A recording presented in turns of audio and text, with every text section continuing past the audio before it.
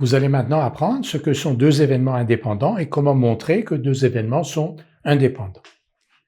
Une loi de probabilité P est définie sur l'univers oméga d'un événement aléatoire. On plante le décor.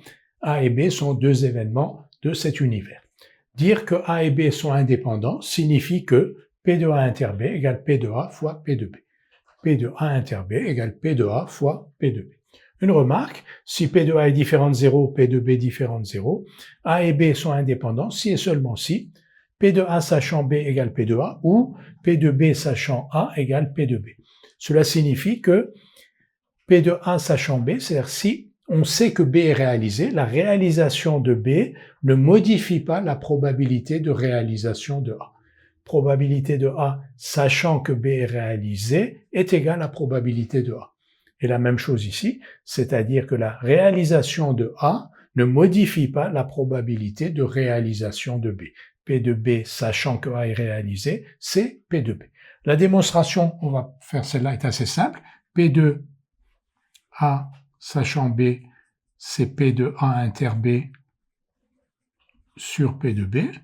Si A et B sont indépendants, deux événements indépendants, P de A inter B, c'est donc P de A fois P de B. On divise par P de B et on obtient P de A. Donc P de A sachant B, si A et B sont indépendants, est égal à P de A. Donc la réalisation de B ne modifie pas la probabilité de réalisation de A. Deux illustrations. Une illustration, on va utiliser l'indépendance de deux événements. On va démontrer l'indépendance de deux événements en montrant que P de A inter B égale P de A fois P de B. Et une deuxième illustration, j'allais dire plus littéraire, mais on va y revenir. Première illustration, soit des événements A et B, tels que P de A égale 0,4, P de B égale 0,5 et P de A inter B égale 0,2. On nous demande de montrer que A et B sont indépendants. Pour montrer que A et B sont indépendants, il faut montrer que P de A inter B égale P de A fois P de B. On va donc calculer P de A fois P de B, qui est donc égal à 0,4 fois 0,5. 0,4 fois 0,5, c'est 0,2. Et on constate que P de A fois P de B est bien égal à P de A inter B.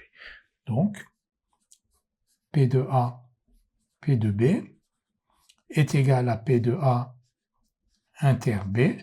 Les événements A et B sont donc indépendants. B sont donc indépendants.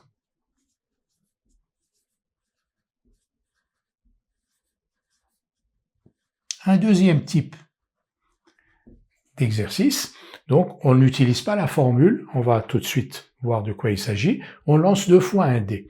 On désigne par S1 et S2 les événements, obtenir 6 au premier lancer, 6 au premier lancer, et obtenir 6 au deuxième lancer, 6 au deuxième lancer. Calculer P de S1, P de S2 et P de S1 inter S2. Alors P de S1, on lance un dé, donc bien équilibré. Quelle est la probabilité d'obtenir 6? Cas favorable 1, nombre de cas total 6, 1 sur 6. La même chose pour P de S2, 1 sur 6. Maintenant, S1 inter S2, ça veut dire quoi? Ça veut dire qu'on a eu 6 au premier lancer et 6 au deuxième lancer. Et là, on va dire que ces deux lancers sont indépendants, c'est-à-dire que le résultat que vous avez obtenu au premier lancer n'a pas d'influence sur le résultat que vous allez obtenir au deuxième lancer. On va donc dire S1 et S2 sont des événements indépendants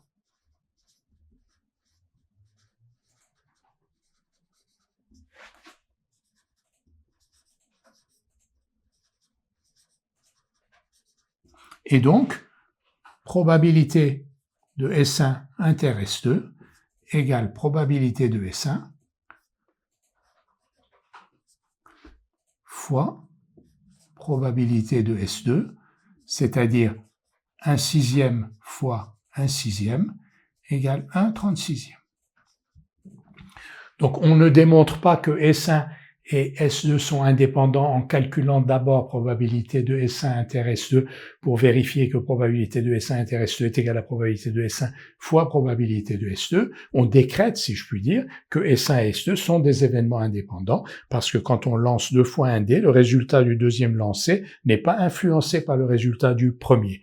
Donc P S1 et S2 étant indépendants, P de S1 inter S2 est égal donc à 1/36e, 1/6 fois 1/6.